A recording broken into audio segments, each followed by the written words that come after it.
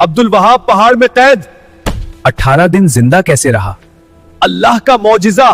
ऐ अल्लाह मुझे बचा ले, शुक्र है अल्लाह का।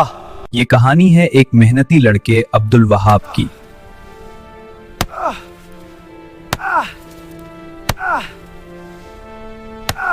अब्दुल वहाब रोज पहाड़ों में पत्थर तोड़कर अपना गुजारा करता था।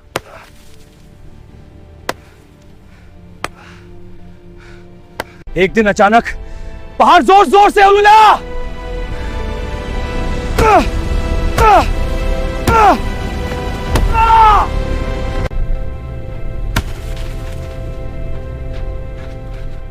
वो एक तंग गार में फंस गया, जख्मी और अकेला।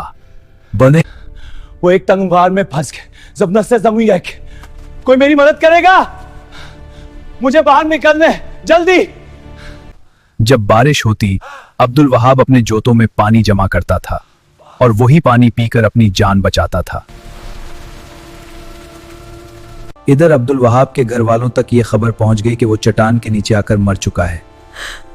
पूरा घर सोग में डूब गया। माँ बाप और घर वाले शिद्दत से रो रहे थे। लेकिन हकीकत ये थी कि अब्दुल वहाब अभी जिंदा था और अल्लाह के हुक्म से अपनी आखिरी उम्मीदों पर कायम था। और फिर एक मोजिजा हुआ, अब्दुल वहाब जिंदा निकला।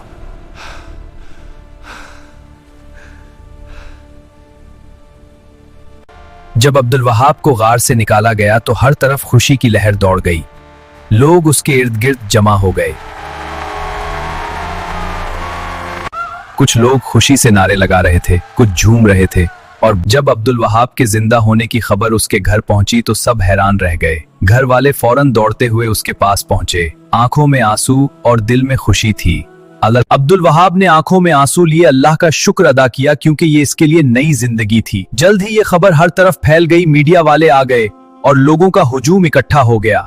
सब हैरान थे, क्योंकि जिसे मुर्दा समझ लिया गया था वो जिंदा वापस आ गया।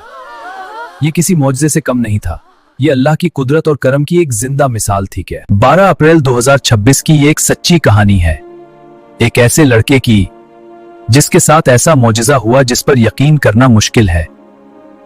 ये कहानी पाकिस्तान के इलाके मर्दान से ताल्लुक रखने वाले एक पठान नौजवान अब्दुल वहाब की है, जिसे मैंने अपने अंदाज में बयान किया है।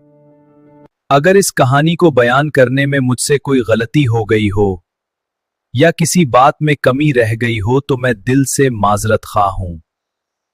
अगर आपको ये सच्ची कहानी पसंद आई हो तो वीडियो को लाइक करें, शेयर करें और चैनल को सब्सक्राइब करना ना भूलें।